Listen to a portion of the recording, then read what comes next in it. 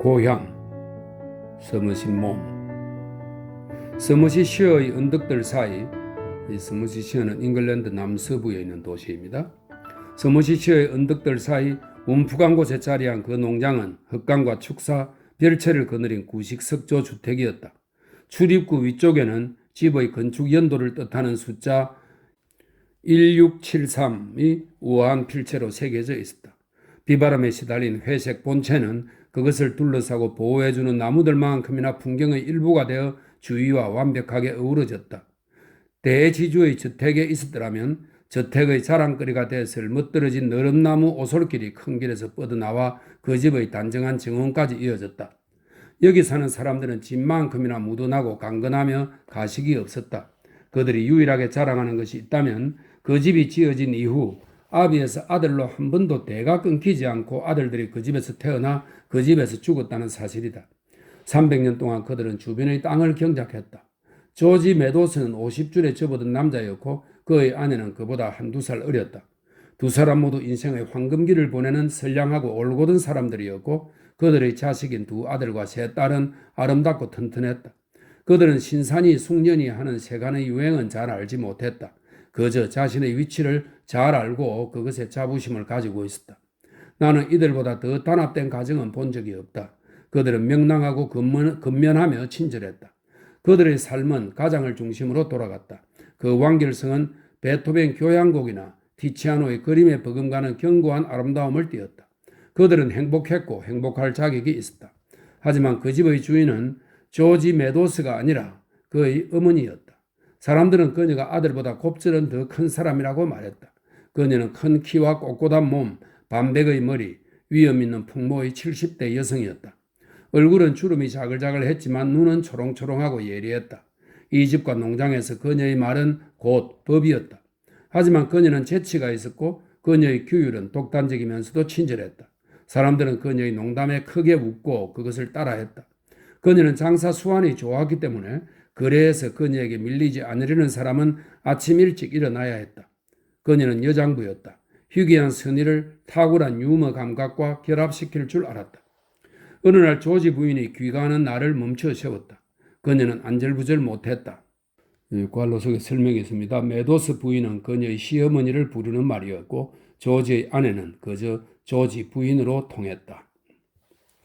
오늘 누가 오는지 알아요? 그녀가 내게 말했다. 조지 메도스 삼촌. 네, 중국에 가 있었던 바로 그분이 오신대요. 아니, 난 그분은 돌아가신 줄 알았는데요. 우리 모두 그분이 돌아가신 줄 알았죠. 조지 메도스 삼촌 이야기라면 10번도 넘게 들어 알고 있었다. 오래된 연애시의 정취가 풍기고 현실 세상에서 마주하면 이상하게 가슴이 뭉클해지는 그런 흥미로운 이야기였다. 50년도 더 지난 그 옛날 메도스 부인이 에밀리 그린이던 시절 조지 삼촌과 그의 남동생 톰은 둘 다 그녀에게 청혼을 했고 그녀는 톰과 결혼하고 조지 삼촌은 바다로 떠났다. 이후 그들은 그가 중국의 해변 어딘가에 있다는 소식을 들었다.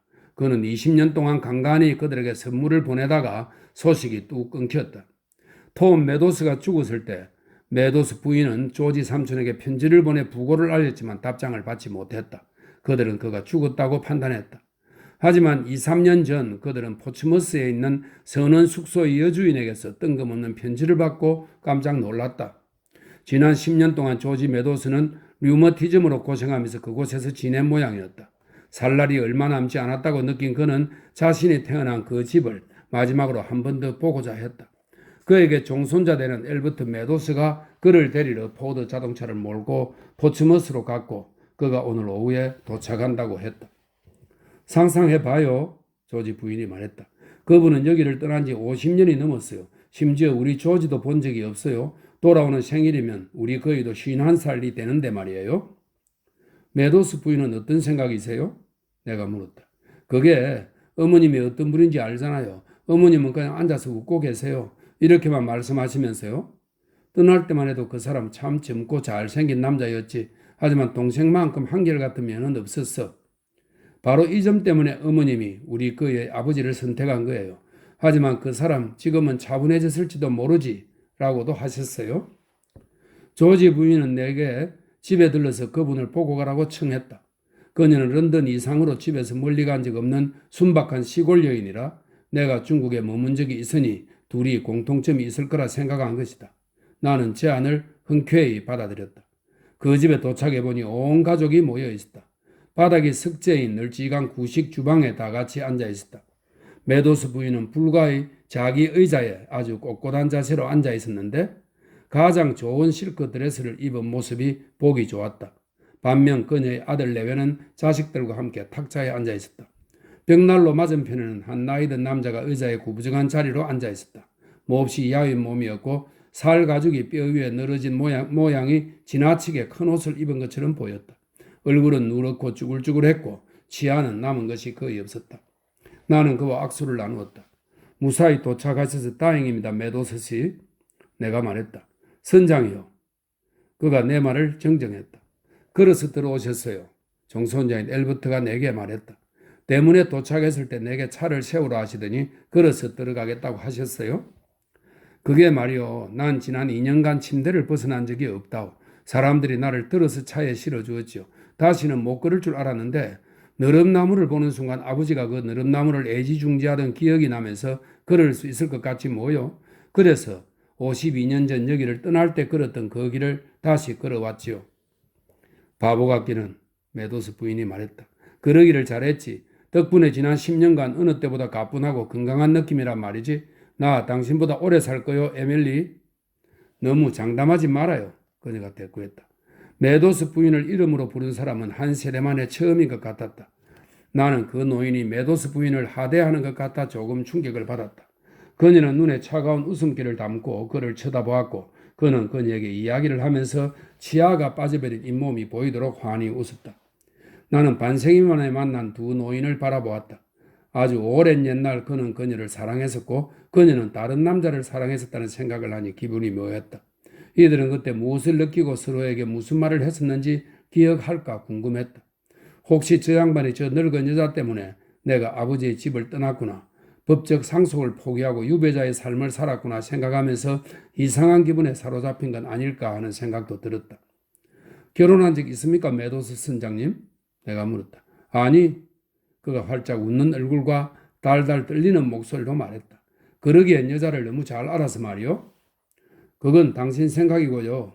메도스 부인이 응수했다. 사실 말이지 난 당신이 한창 때 흑인 아내를 5명쯤 거느렸다고 해도 전혀 놀라지 않을 거예요. 중국에는 흑인이 없어요, 에밀리. 그들이 황인종이라는 걸 알면서 그래?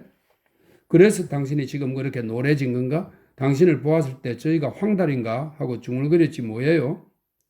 당신이 아니면 결혼하지 않겠다. 내 말하지 않았어. 에밀리, 결혼한 적 없어. 그는 처량하지도 분노가 담기지도 않은 어조로 사실이 그렇다는 듯 덤덤하게 말했다.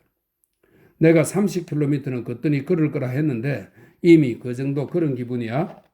그의 어조에 만족감이 담겨 있었다. 정말 그랬으면 괜한 짓을 했다고 후회했을 거예요? 그녀가 대답했다.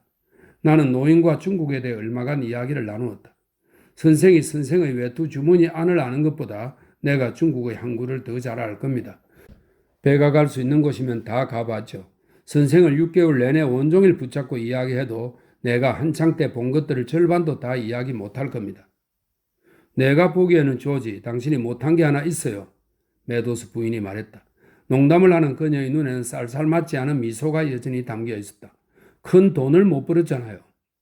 나는 저축할 위인이 못 돼. 돈을 벌면 그냥 써버리지. 그게 나의 신조요. 하지만 이것 하나만은 말할 수 있지. 다시 살 기회가 생긴다면 난 얼마든지 다시 살아볼 거야. 이렇게 말할 사람 별로 없을걸? 네, 그럼요. 내가 말했다. 나는 감탄과 존경이 담긴 눈길로 그를 보았다.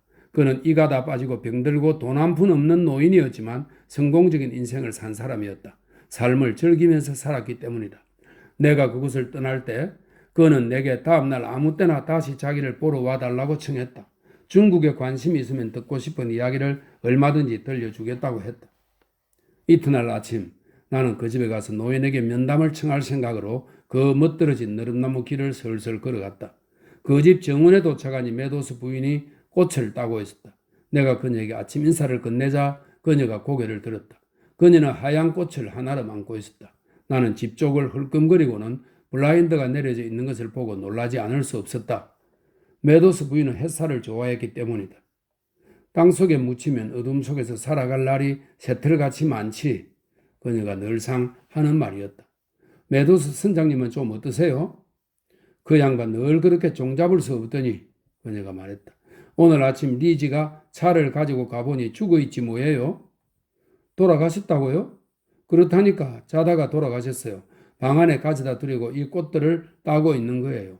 옛집에서 돌아가셨으니 다행이에요. 메도스 집안 사람들에겐 뜻깊은 일이죠. 간밤에 그들은 그를 잠자리에 들게 하려고 꽤나 애를 먹었다고 한다. 그는 기나긴 세월 동안 겪은 갖가지 일들을 그들에게 들려주었고 옛집으로 돌아온 것을 기뻐했다. 그리고 부축을 받지 않고 진입로를 걸어온 걸 자랑스러워하면서 앞으로 20년은 더 살 거라고 자신했다. 하지만 운명이 친절을 베풀었으니 죽음이 올바른 위치에 종지부를 찍어주었다. 메도스 부인은 두 팔에 안고 있는 하얀 꽃의 향기를 맡았다. 난 그 양반이 돌아와서 기뻐. 그녀가 말했다. 톰 메도스와 결혼하고 조지가 떠나고 나서 과연 내가 맞는 남자와 결혼한 건지 확신한 적이 없거든.